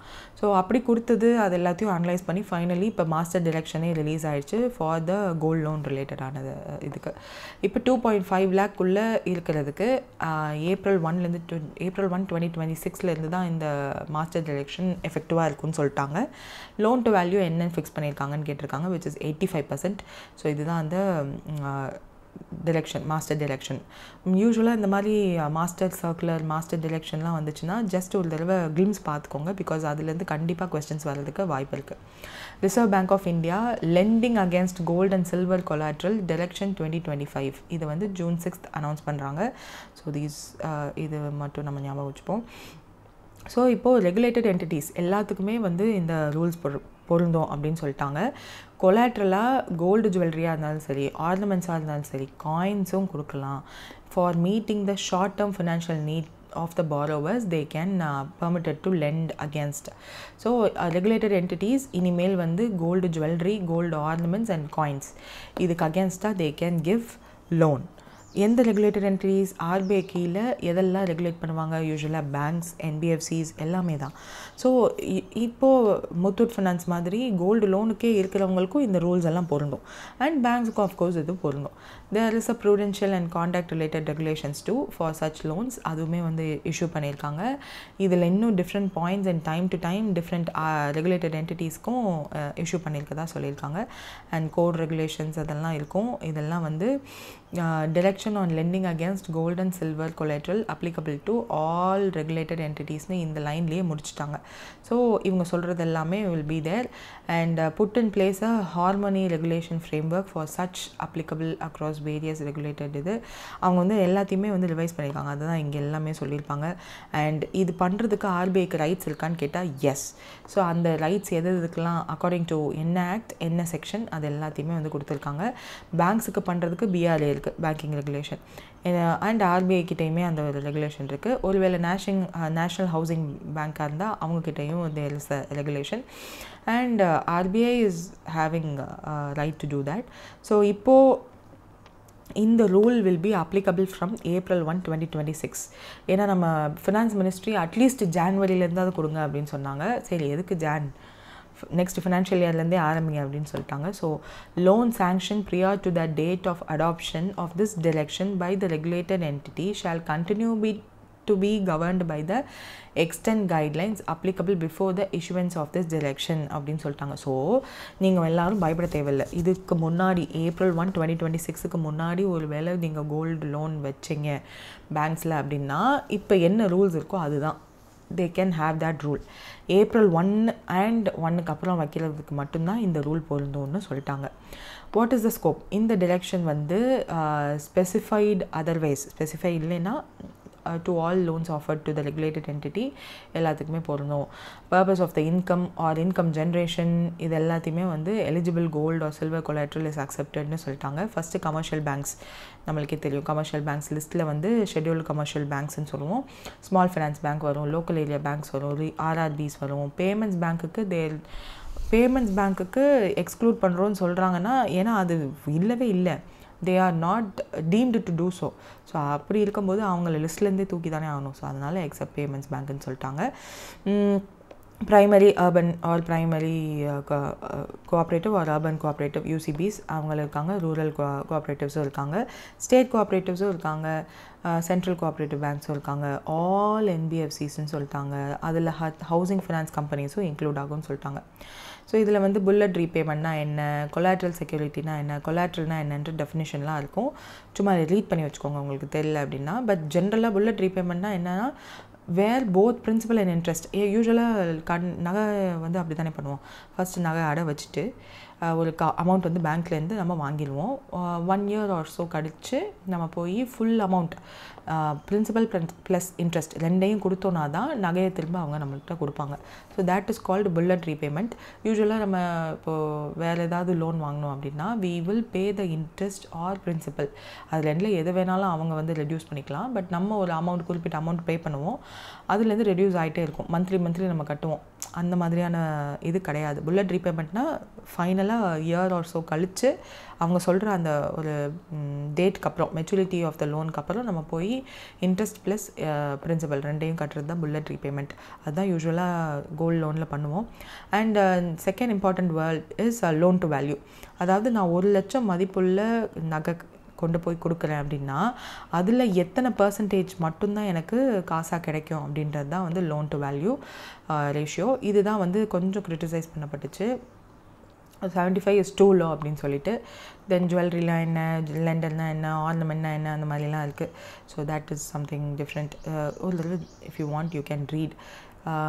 ஜென்ரல் கண்டிஷன்ஸ் என்னென்னு கொடுத்துருக்காங்க. That loan to value permissible for such loans அந்த மாதிரி கொடுத்துருப்பாங்க. மேக்ஸிமம் இருக்கக்கூடாது. சில சிங்கிள் பாரோவர்ஸ் லிமிட்ஸ் எல்லாம் இருக்குது. ஸோ அதெல்லாம் வந்து பர்டைன் பண்ணணும், அதெல்லாம் பாருங்கன்னு சொல்லியிருக்காங்க. ஸோ இது டீச் பண்ணால் ஒரு பாயிண்ட்டும் டீச் பண்ணிகிட்டே இருக்கணும். அண்ட் இடிஎஃப்ஸும் யூஸ் பண்ணலாமா, மியூச்சுவல் ஃபண்ட்ஸில் இருக்கிற இடிஎஃப்ஸ் இருக்கும் இல்லையா, அதெல்லாம் இது பண்ணலாமான்னு கேட்டிருப்பாங்க. ஸோ அதெல்லாம் ரெஸ்ட்ரிக்ஷன்ஸ் அண்ட் சீலிங்ஸில் கொடுத்துட்டாங்க. ETFs are not used. ETFs வந்து இது இன்டர்நெட்டில் யூஸ் டு பை ஒரு பர்டிகுலர் அமௌண்ட்டுக்கு யூ கேன் பை. மெச்சூரிட்டி டேட்க்கு அப்புறம் you can either get back the கோல்டே வாங்கிக்கலாம், இஃப் நாட் அந்த அமௌண்ட்டு கூட யூ கேன் கெட், அந்த மாதிரி இருக்கிறது.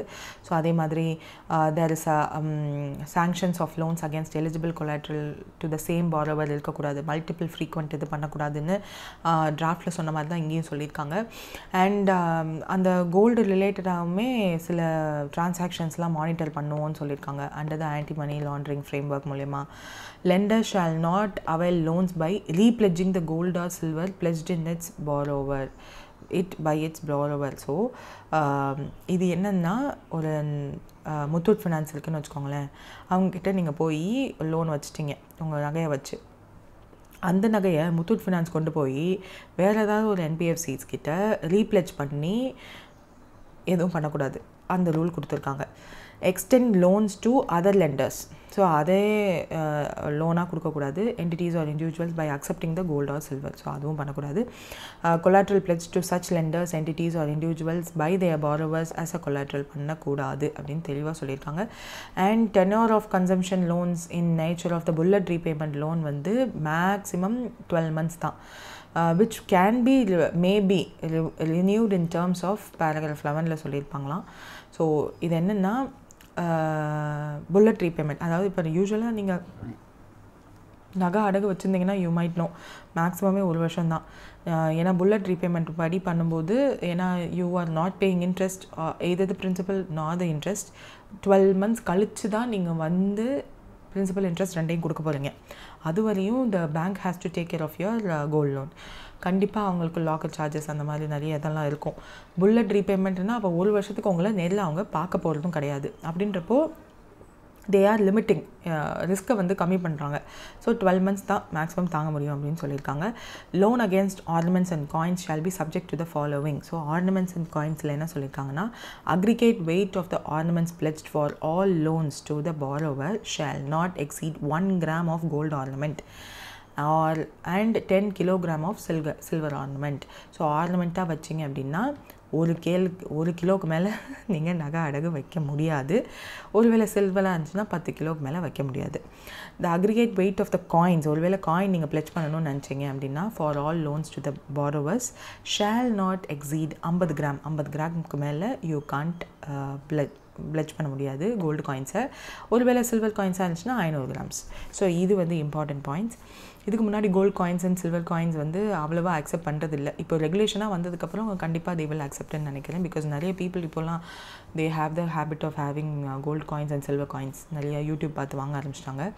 Valuation and assaying of gold and silver collateral அதுவுமே சொல்லியிருக்காங்க. gold or silver accepted as a collateral shall be valued based on the reference price. என்ன ரெஃபரன்ஸ் ப்ரைஸில் இருக்கணும், corresponding to the actual purity category, purity படி பண்ணணும். இதுக்காக ஏன்னா அந்த வேல்யூவேஷன் பண்ணணும்ல. lower of the average closing price of gold or silver as in case may be that specified purity over. ஏன்னா பியூரிட்டி பொறுத்து மாறும். ஏன்னா கோல்டில் வந்து 18 கிராம்ஸ் எல்லாம் இருக்குது பழைய காலத்து கோல்டெல்லாம். இப்போ 22, 24 தான்.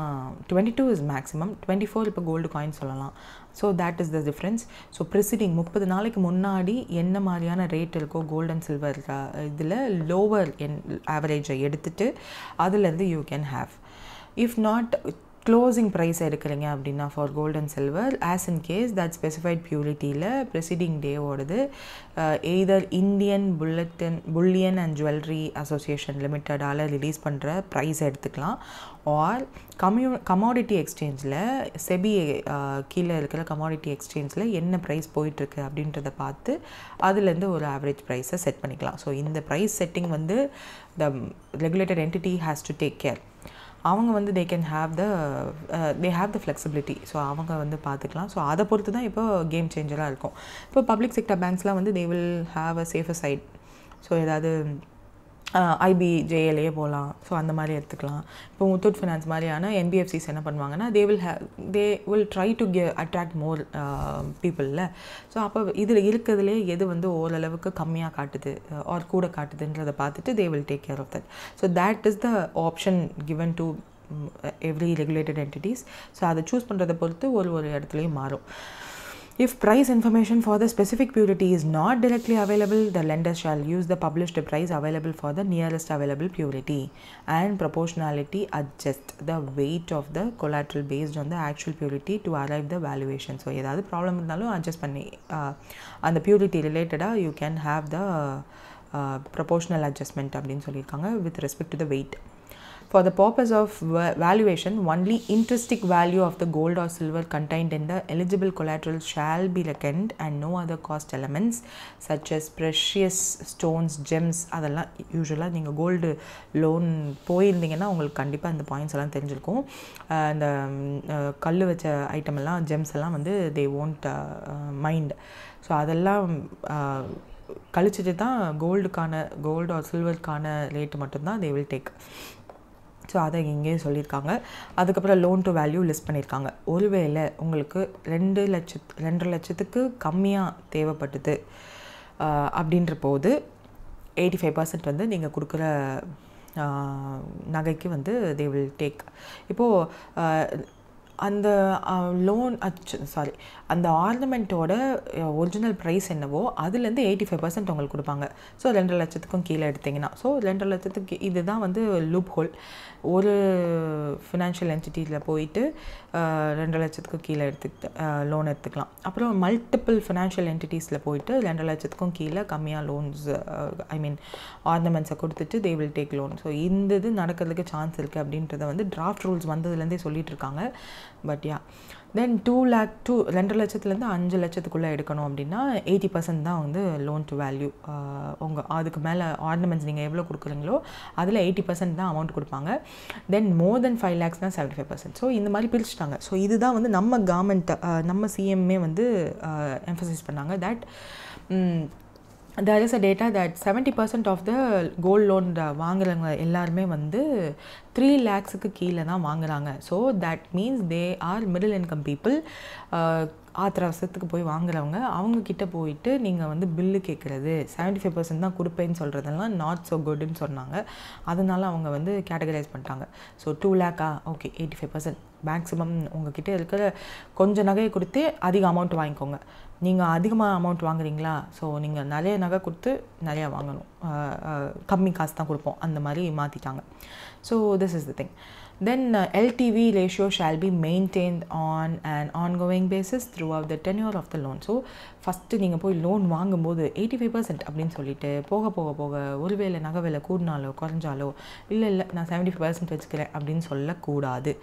லோன் வந்து டென்யூர் ஃபுல்லாகவே என்ன லோன் டு வேல்யூ ஃபிக்ஸ் பண்ணி சைன் பண்ணுறாங்களோ அதுதான். that will not be changed. So அதையும் சொல்லிட்டாங்க. தென் கான்டாக்ட் ரிலேட்டட் ஆஸ்பெக்ட்ஸ்லாம் இதெல்லாம் வந்து ஸ்டாண்டர்டைசேஷன் ஆஃப் ப்ரொசீஜர், இதெல்லாம் வேல்யூவேஷன் ரிலேட்டடாக வரும். இது வந்து கொஞ்சம் ரெகுலேட்டரி பாடி எக்ஸாமுக்கு படிக்கிறவங்களுக்கு இட் இஸ் யூஸ்ஃபுல். பட் நம்மளுக்கு லோன் டு வேல்யூ அந்த பாக்ஸ் இருக்குல்ல, அது எது பண்ணணும் எது பண்ணக்கூடாது அந்த மாதிரியான விஷயங்கள் மட்டும் போதும். ஸோ அதனால தான் இங்கேயுமே loan to value based question இருக்குது. ஸோ லெஸ் தென் 2.5 lakh வாங்குறீங்கன்னா உங்களுக்கு 85% loan to value. 2.5 lakh to 5 lakh அப்படின்னா 80%. மோர் தென் 5 lakhனா லோன் டு வேல்யூ வெறும் 75% தான். இந்த டேப்லெட் காலம் எப்போவுமே உங்களுக்கு ஞாபகம் இருக்கணும். So that is the thing here too. Gold loan இனிமேல் கொஞ்சம் அப்படி தான் இருக்கும். And it will be effective from April 1, 2026. So அதுவும் சொல்லியிருக்காங்க. that's it. யா, ஸ்டார்லிங்க்கு GMPCS லைசன்ஸ் வந்து கொடுத்துட்டாங்க. இந்தியன் சேட்டலைட் நெட்ஒர்க்கை நீங்களும் வந்து ஸ்டார்ட் பண்ணலான்னு சொல்லிட்டு. ஸோ பிஸ்னஸ் ஸ்டாண்டர்டில் இதை பற்றின ஆர்டிக்கிளே வந்துருந்துச்சு. தட் திஸ் இன்னும் கொஞ்சம் ஒரு 2 years பேக் பார்க்கும்போது இங்கே இருக்க network providers like Adani, Ambani, they were not happy with the entry of Starlink into India. So நிறையா ப்ராப்ளம்லாம் பண்ணாங்க. பட் இப்போது ஒன்றும் பண்ண முடியாது. மஸ்க் ஓட பேக்கில் இருக்கிற ஸ்டார்லிங்க் வந்து world's largest space based communication company.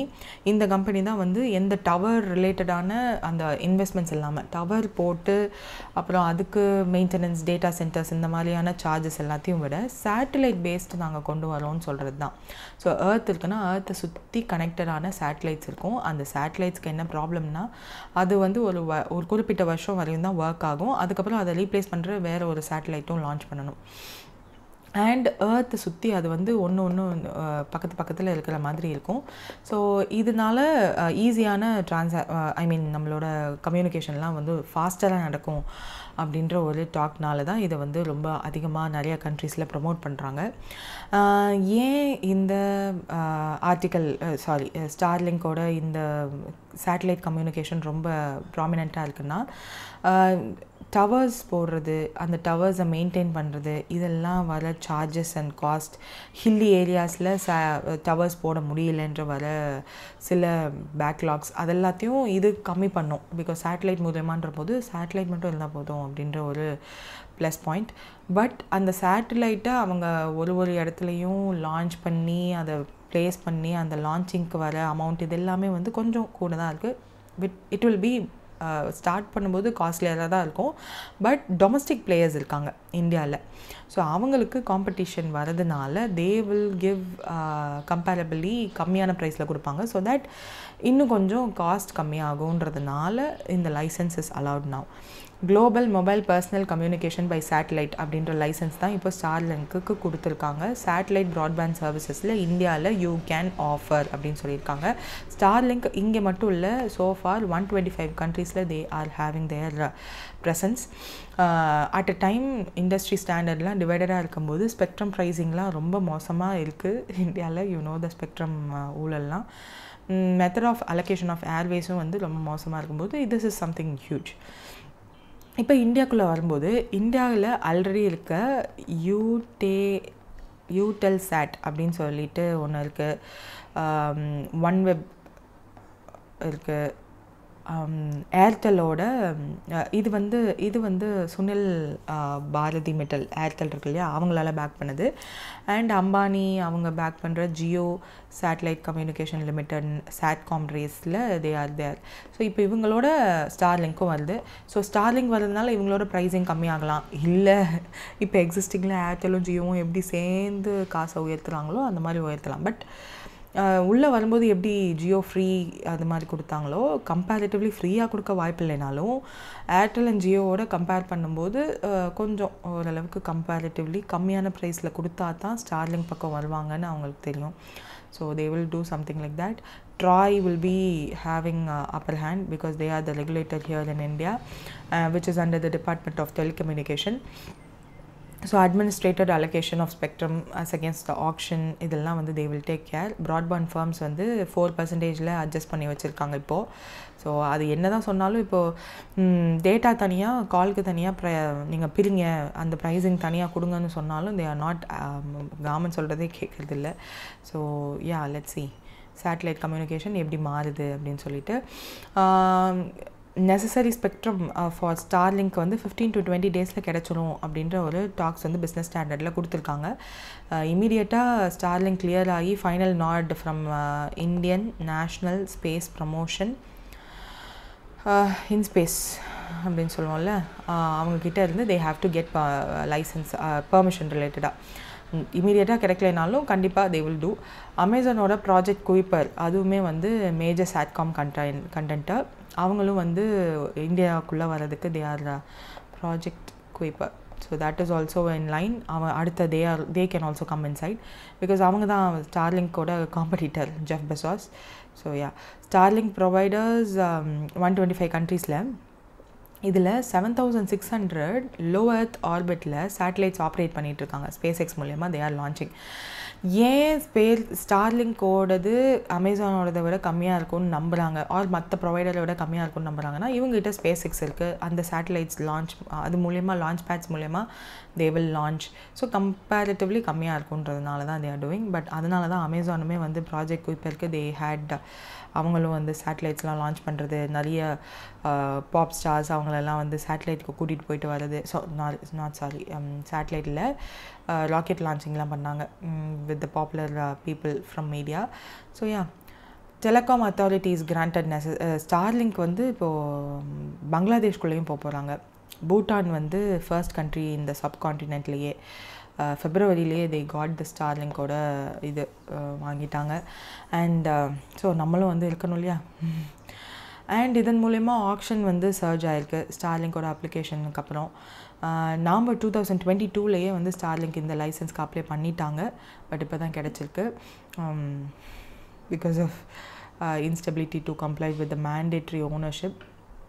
அதுக்கப்புறம் டிபிஐஐடிலையுமே வந்து சில நார்ம்ஸ் எல்லாம் ஒழுங்காக அவங்க ஃபாலோ பண்ணலன்றதுக்காக டிலே பண்ணதான் சொல்கிறாங்க. பட் அதுக்கு பின்னாடி இருக்க பொலிட்டிக்கல் பேக்ரவுண்ட் என்னன்னு நம்மளுக்கு தெரியும். யா so far so good. பார்க்கலாம். Next, which state public health laboratory has developed molecular test kits to detect the deadly brain infection amoeba? So brain infection related ஒரு அமீபா இருக்குது. அதை வந்து அவங்களே டெஸ்ட் லேபில் டெஸ்ட் பண்ணி கண்டுபிடிக்கிற மாதிரியான ஒரு இதை கண்டுபிடிச்சிருக்காங்க. கேரளா தான். So Kerala department of molecular diagnostic test kits for development பண்ணியிருக்காங்க டெட்லி அமீபா இன்ஃபெக்ஷனுக்காக. திருவனந்தபுரம் கேரளாவோட ஸ்டேட் பப்ளிக் ஹெல்த் லெபார்ட்டரி தான் இந்த பிசிஆர் பேஸ்டு மாலிகுலர் டயக்னோஸ்டிக் கிட்டை வந்து டெவலப் பண்ணியிருக்காங்க. ஸோ பிரெயினில் இன்ஃபெக்ட் பண்ணுற அமீபாவை இந்த டெஸ்ட் கிட்டு மூலயமா you can find it easily. So this is the first ever in state confirmation of this acanthamoeba something சொல்கிறாங்க.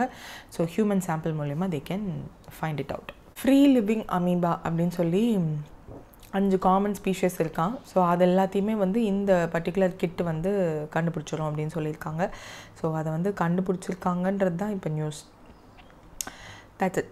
Next, prime minister Narendra Modi G7 சம்மிட்டில் பார்ட்டிசிபேட் பண்ண போகிறாரு. ஸோ இதை பார்த்தோன்னே உங்களுக்கு தெரிஞ்சிருக்கணும் தட் G7ல் நம்ம இல்லையே, நம்ம கண்ட்ரியே இல்லையே G7ல் அப்படின்னு சொல்லிட்டு. ஸோ பிகாஸ் G7ல் இருக்க கண்ட்ரிஸ் என்னென்ன? Canada, France, Germany, Italy, Japan, UK, ஆப்வியஸாக யூஎஸ், யூரோப்பியன் யூனியன். ஸோ இவங்க தான் இருக்காங்க. அதுக்கு எதுக்கு நம்ம போகிறோம் அப்படின்னா இன்வைட்டட் கண்ட்ரிஸ் லிஸ்ட்டில் நம்ம கண்ட்ரி பேரும் இருக்குது.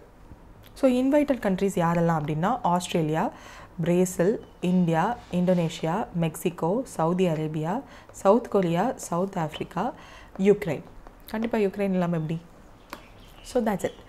இது வந்து இந்த வருஷத்தோட ஈவெண்ட் எங்கே நடக்க போகுது அப்படின்னா ஆல்பர்ட்டா கனடாவில் நடக்க போகுது. பர்டிகுலராக பார்த்தா கனடாஸ்கிஷ் அந்த இடத்துல நடக்க போகுது. ஸோ கனடாவுக்கு போகிறாங்க நம்ம prime minister to attend the G7 submit.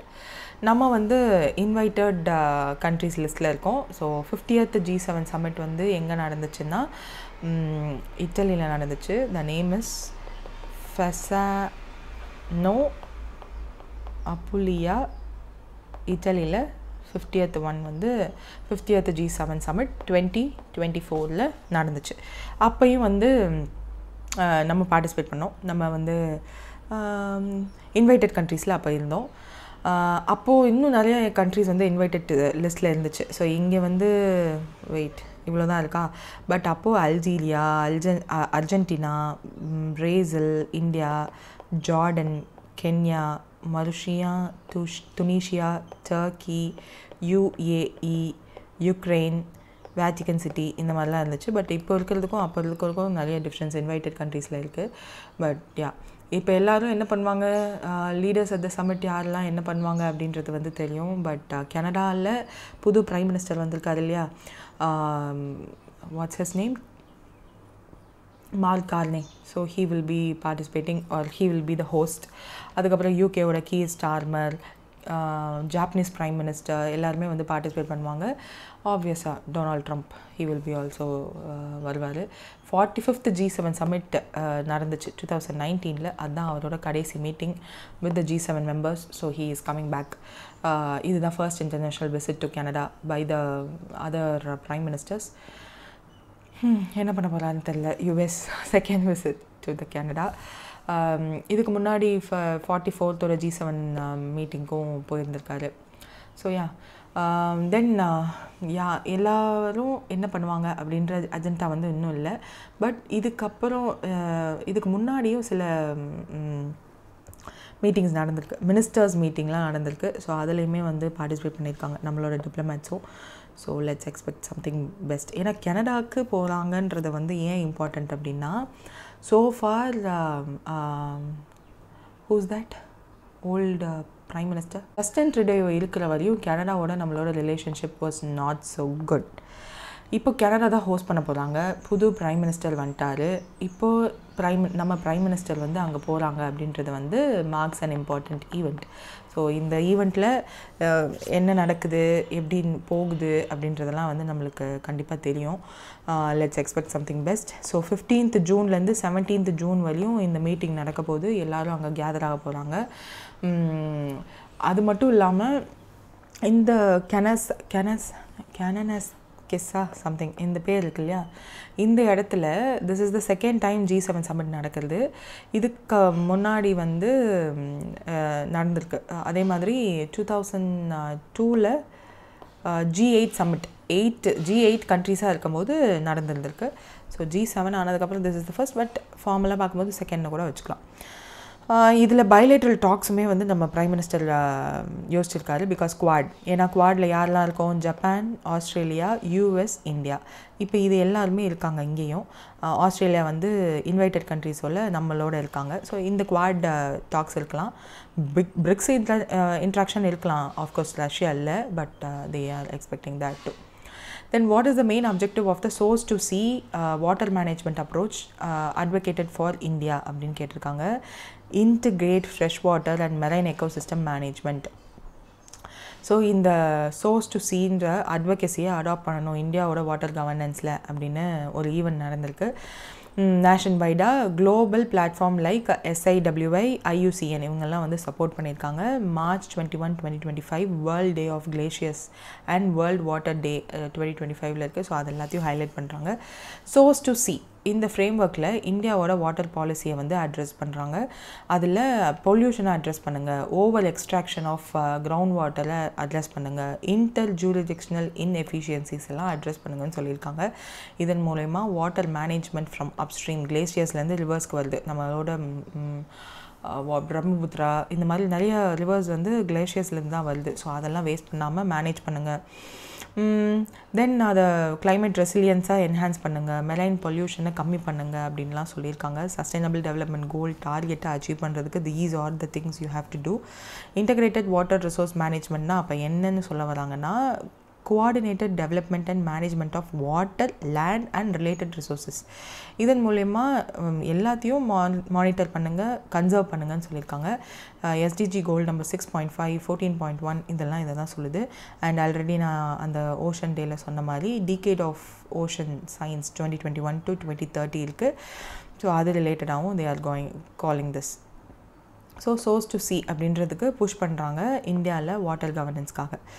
Next, what is the main goal of Bharatiya Bhasha Anubhag which was launched by home minister Amit ஷான்னு கேட்டிருக்காங்க.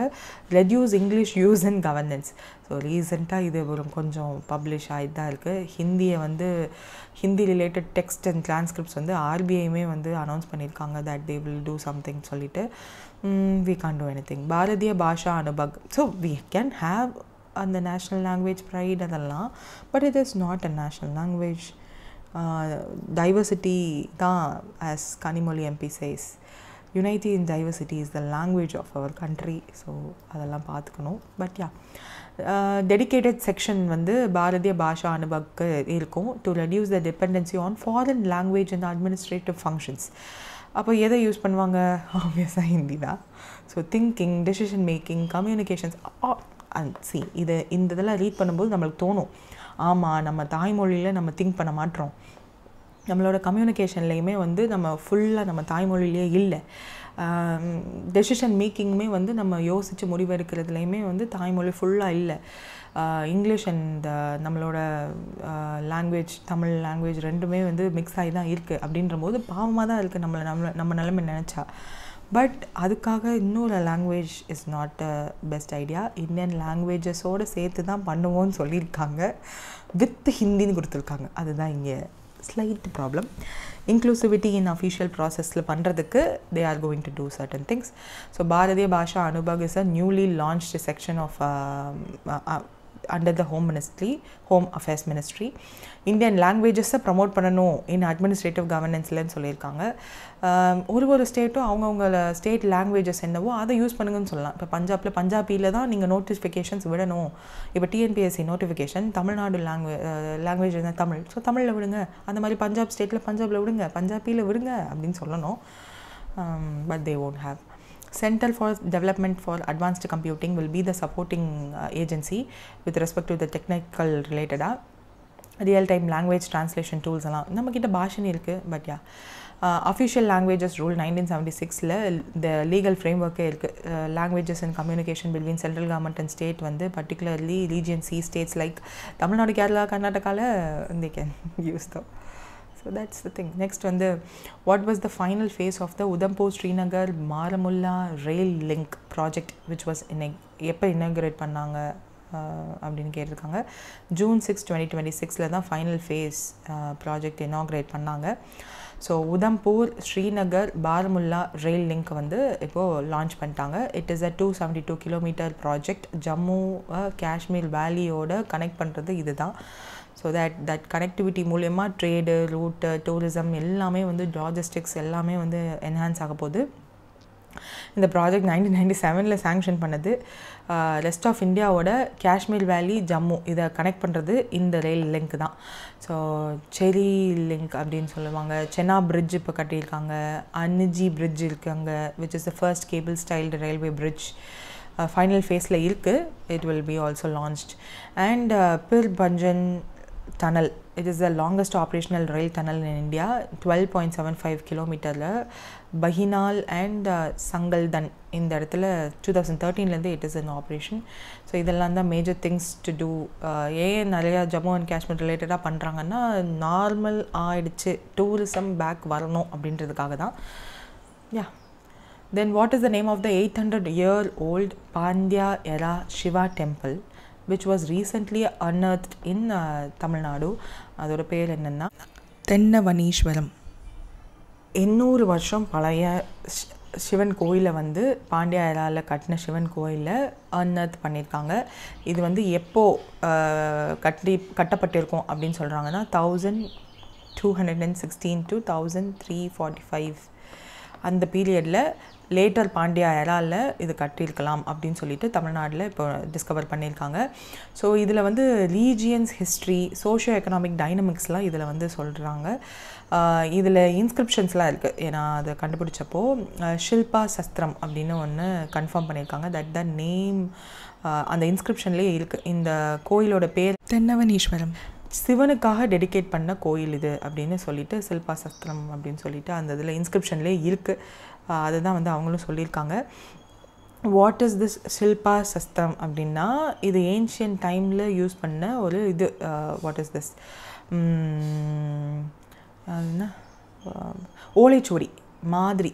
ஸோ ஓகே அது வந்து கண்டுபிடிச்சிருக்காங்க. ஸோ இதனுடைய டேட்ஸ் எல்லாம் பார்க்கும்போது 1217 ஆர் 1218 CE அப்படின்னு இருக்குது. ஸோ அப்போ வந்து பாண்டியன் ரீஜியனில் யார் ஆண்டுட்டு இருந்தா அப்படின்னா மரவர்மன் சுந்தர பாண்டியன் அப்படின்றவர் வந்து ஆண்டுட்டு இருந்தாராம் இந்த பர்டிகுலர் வில்லேஜை. ஸோ இந்த வில்லேஜுக்கு உடம்பட்டின்னு பேர், உடம்பட்டி. பட் இதுக்கு முன்னாடி ஆத்தூர் அப்படின்னு கூப்பிட்டு இருந்தாங்களாம். ஸோ தென்னவன் அப்படின்னு சொல்கிறோம்ல, அந்த தென்னவன்ற டைட்டில்னால தான் இந்த தென்னவனீஸ்வரம் அப்படின்னு பேர் போல். ஸோ இது வந்து பாண்டியனுக்கு தென்னவன் அப்படின்ற பேர் வரும் போல். ஸோ அதனால தான் இந்த டெம்பிளுக்கு ராயல் சப்போர்ட்டோட தென்னவனீஸ்வரம் அப்படின்னு பேர் வச்சு கூப்பிட்டு இருந்திருக்காங்க. இந்த இன்ஸ்கிரிப்ஷன்ஸ் எல்லாமே வந்து சேல் ஆஃப் வாட்டர் பாடி நாகன்குடி 64 காசுக்கு விற்றுருந்துருக்காங்க இந்த இதோட இன்ஸ்கிரிப்ஷன்ஸ் எல்லாம். லேண்ட் டேக்ஸ்லாம் வந்து இதில் போட்டதா அந்த இன்ஸ்கிரிப்ஷனில் இருக்குது. காட் ஆஃப் தென்னவனீஸ்வரம் அப்படின்னு போட்டு ஃபினான்ஷியல் இண்டிபெண்டன்ஸ்க்காக டெம்பிளுக்கு லேண்ட் டேக்ஸ்லாம் கலெக்ட் பண்ணியிருக்காங்க. Earlier Pandyas of 4th and or 3rd century BCயில் அவங்களோட பவர்ஸ் போயிடுச்சு கலபராஸில். So 6th century they regained it, சோலாஸை டிஃபீட் பண்ணிவிட்டு. And 9th centuries they regained ruled again in 12th centuries as later Pandyas. So அப்போ தான் they had their இது. So Roman எம்பையரோட அவங்கக்கிட்ட டைஸ் இருந்துச்சு இந்த பாண்டியன்ஸ்க்கு அப்படின்ற ஒரு இன்ஸ்கிரிப்ஷனும் கிடச்சிருக்கு. அது மட்டும் இல்லாமல் க்ரீக்ஸ், சைனீஸ், இஜிப்சியன்ஸ் இவங்களோடையும் வந்து அவங்க டைஸில் இருந்தாங்கன்றது தெரியுது.